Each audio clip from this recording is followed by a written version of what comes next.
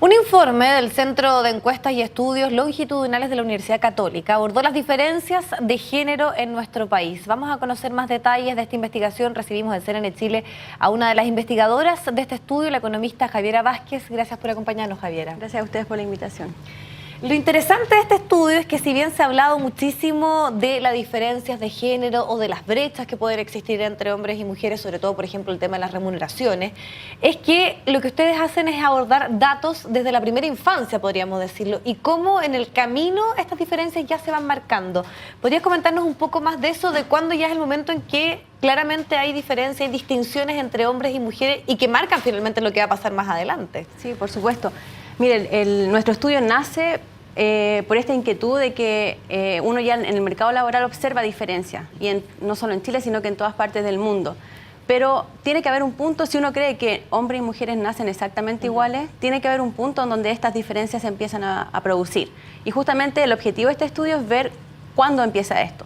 Entonces comenzamos nuestro estudio con la primera infancia, y en los test que se midieron a través de la encuesta longitudinal de la primera infancia se ve que no hay prácticamente ninguna diferencia en las habilidades cognitivas, habilidades sociales, motrices que tienen niños y niñas a esa edad. Si es que hay una diferencia, es levemente favorable hacia las mujeres. Claro. Hacia las mujeres. Entonces, en esa etapa no se evidencia alguna diferencia marcada entre hombres y mujeres. Sí, ya cuando se entra en la etapa escolar, en la educación básica, en la educación media, mediante las mediciones de las pruebas CIMSE, se empieza a evidenciar una diferencia entre niñas y niñas, en que las niñas obtienen mejor rendimiento en lenguaje y los niños obtienen mejor rendimiento en matemáticas. Entonces, en esta etapa donde tenemos la primera alerta sobre que algo está pasando que nos está diferenciando a niñas y niñas en ese punto. Y esto se ve acentuado porque ya vienen con una trayectoria que es la trayectoria escolar. Perdona, que hay un movimiento telúrico un poco, por eso obviamente la detención. Ya prontamente vamos a tener los detalles de cuánto será lo que se está sintiendo. Bueno, hay que decirlo eso sí, que nosotros estamos en un quinto piso, por lo tanto la sensación es un poco más fuerte de lo habitual, pero ya vamos a estar prontamente con el reporte para que usted tenga mayores antecedentes de cuánto es este movimiento, por eso la interrupción en la entrevista que estamos haciendo. Así que quedamos pendientes de eso, pero vamos a seguir continuando respecto al tema de la diferencia entre hombres y mujeres. Claro, entonces estábamos entre que en la etapa escolar se empieza a provocar esta diferencia, en que las mujeres marcan un mejor rendimiento en lenguaje y los hombres mejor rendimiento en matemática.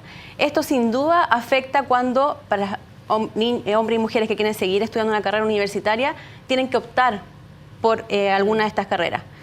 Como vienen con una habilidad más en habilidad social las mujeres, optan por carreras más humanistas o carreras más sociales. Y que eso también lamentablemente se traduce luego en el tema de las remuneraciones, porque finalmente las ingenierías muchas veces están asociadas a sueldos más altos también, como una de las posibles explicaciones también en esta diferencia de sueldos entre hombres y mujeres. Sí, efectivamente un primer paso es la elección de la carrera. Las mujeres eligen carreras que son más sociales, más humanistas, más en el área de educación, que lamentablemente son menos remuneradas que las carreras ingeniería, todas las ingenierías, ingeniería comercial, ingeniería civil, ingeniería en minas, que son las carreras más matemáticas que eligen los hombres y que las remuneraciones son más altas. Dentro de los datos que tenemos, las 15 carreras más escogidas por los hombres versus las mujeres, ya solo por el hecho de elección de carreras, tienen una remuneración promedio de alrededor de 500.000 pesos. O sea, si promediamos el salario de las 15 carreras más escogidas por las mujeres versus el salario de las 15 carreras que mayormente escogen los hombres, solo por esa diferencia hay una diferencia de 500.000 pesos. Javiera, cuando empezamos a analizar otros datos y empezamos a avanzar un poco, ¿puede haber un hecho transversal que tiene que ver que las mujeres, por ejemplo, realizan menos estudios de postdoctorado, de magíster que los hombres? Que muchas mujeres en esta categoría de nini, que ni trabajan ni estudian, son muchas más las mujeres versus los hombres también. Sí. ¿Esto está determinado netamente por el tema de la maternidad? En algunos casos, porque finalmente es el tiempo que se dispone por parte de las mujeres para poder realizar otras labores, y eso influye en muchos de los aspectos que se están midiendo también a través de los estudios. Las mujeres tenemos que lidiar con el fondo con esta elección, o tratar de complementar lo que es una vida profesional o salir al mercado laboral con la elección de la maternidad. Entonces, claro, como bien decías tú, menos mujeres estudian posgrado, magíster, doctorado.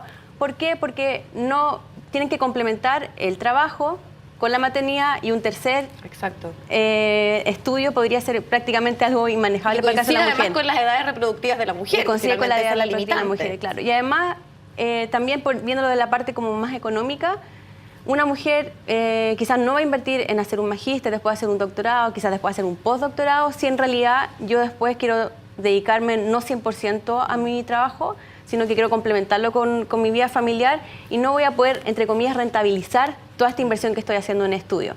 Entonces, efectivamente, para las mujeres hay otra fase que nos hace que nos vayamos desviando de esta carrera 100% profesional, que en el caso de los hombres pareciera que es más fácil de dedicarle. Ahora, lo que llama la atención, si bien está este factor que es súper determinante, es el hecho que si uno compara nuestro país con otros países de Latinoamérica, ni siquiera estamos hablando, por ejemplo, países OCDE, esta diferencia es aún mayor, porque hay un promedio de un 20%, por ejemplo, en los cargos más altos, pero en nuestro país se llega a un 30% de diferencia a igual cargo, igual sueldo. Sí. ¿Qué está pasando tal vez con nuestras políticas y con nuestra visión como país con respecto a la igualdad entre hombres y mujeres al momento de trabajar? Efectivamente, en nuestro país, primero, la tasa de participación de las mujeres es más baja y los salarios de las mujeres son más bajos relativos a los hombres en comparación con otros países. Esto puede ser en parte porque justamente las políticas laborales hacen que la contratación de mujeres pueden ser más restrictivas. Por ejemplo, ahora, si bien la extensión del postnatal a 6 meses tiene una serie de beneficios que son invaluables con el apego entre la madre y el hijo y todo eso, pero laboralmente tiene un costo. Sí. Un costo que lamentablemente se traduce a las remuneraciones de las mujeres. ¿Y se ha logrado ver que tal vez haya habido un impacto respecto, por ejemplo, a la contratación de mujeres? Porque muchos dicen que finalmente se puede traspasar justamente en esa diferencia el hecho que los empleadores tienen que responder ese tiempo que, por ejemplo, una mujer tiene un hijo. Ahora, a la fecha todavía no se encuentra evidencia sustentable o significativa de que esté afectando la contratación de mujeres. Quizás tenemos que esperar un tiempo más para poder llegar a concluir eso estadísticamente con significancia. Javiera, llama la atención que partimos relativamente igual, hay muchos momentos en los cuales las mujeres, las habilidades de lenguaje, por ejemplo, el promedio de notas es mayor que en el caso de los hombres, pero en la jubilación esto sigue. Y ahí claramente es un tema mucho más complejo porque la diferencia también es bastante significativa entre la jubilación que recibe una mujer y la que recibe un hombre. Pensando también, me imagino, en una labor similar a la que ellos hayan realizado. ¿Por qué también se da esta diferencia en el momento de jubilar? Claro, la diferencia se va abriendo. Parten iguales, en el colegio se abre, en el mercado laboral se abre más y en las jubilaciones donde más se acentúa esta diferencia entre hombre y mujer, en las pensiones básicamente. ¿Por qué? Porque ya vienen las mujeres con una historia hacia atrás. Las mujeres trabajaron menos, por menos salario, tuvieron más salidas y entradas del mercado laboral y las pensiones en nuestro sistema dependen netamente de lo que uno acumule en su cuenta individual, en su cuenta de ahorro para pensiones. Y eso está determinado por cuánto yo trabajé, por cuánto gané, etcétera. Además, las mujeres tienen las opciones de pensionarse 5 años antes que los hombres. Entonces son 5 años menos que yo voy a estar juntando plata para mi pensión. Y las mujeres tienen mayor expectativa de vida. Exacto. Es un tercer factor atenuante que hace que las pensiones de las mujeres sean significativamente menores que las de los hombres. ¿Ya? Entonces ahí es donde se termina de abrir aún más la brecha entre hombres y mujeres. Javiera, te queremos agradecer muchísimo tu tiempo con nosotros para abordar un tema muy interesante. Hay muchísimo dato que analizar, pero por lo menos ya comenzamos a concientizarnos, podríamos decirlo, en este tema. Muchas gracias por estar con nosotros. Gracias a ustedes por la invitación.